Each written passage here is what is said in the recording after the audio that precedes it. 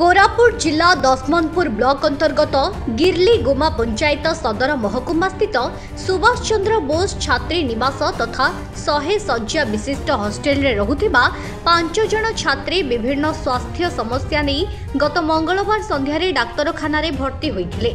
ए संपर्क में विभिन्न खबर कागज में विस्तृत भाव खबर प्रकाश पाइथिला।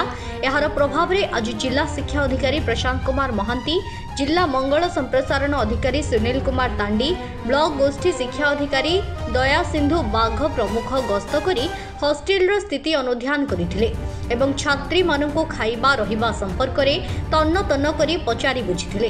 हॉस्टेल रे अनेक समस्या रहिथिबा बेले निम्नमानर खाद्य देउथिबा नै छात्री माने अधिकारी आगरे बखाणीथिले। कहिथिले सेमानकु खाद्य तालिका अनुसार नियमित भावे हॉस्टेल रे दिया जाउ नाही। पोको चाउलर भात मिलुछि, नियमित भावे साबुन तेल पाउडर मिलु नाही।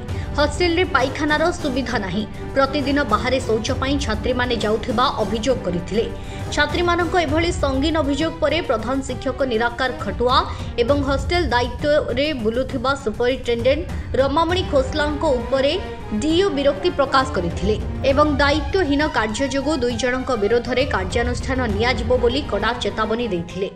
मोर नाम सोनाक्षी बेनिया, सरकारी उन्नत उच्च विद्यालय गिरली कुमार पड़े। मो नवम श्रेणी तार समस्या होउची, लैट्रिन बाथरूम रे समस्या होउची, पानी रो प्रॉब्लम नाही किछि, हम सेटा समस्या होउची। तापरे हमर टीचर रो समस्या होउची। प्रधान शिक्षक को तो हम कइनु, किंतु आमे दीदी को केते थरो कइथिलु।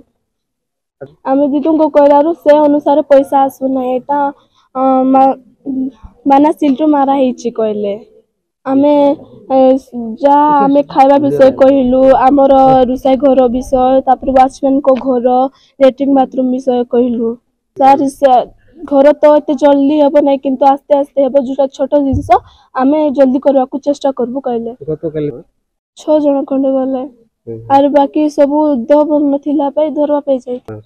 हमें तो जानि न सर कोड झर गैस्ट्रिक अछि, तार टैबलेट सरी जाइथिला। पई तार बेनिया तार मुंडो व्यथा हैला।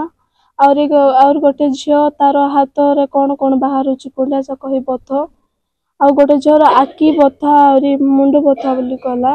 और गोटे झियो केमिति जानि नै, तार आखी टिके खराब अछि, आखी बथा मुंडो बथा पेट बथा रेनी कसला। कौन करते स्कूल रे हेड को विषय के सर बेकार कथा पड़ी नाही, बेकार कथा सेटा पड़ी नाही।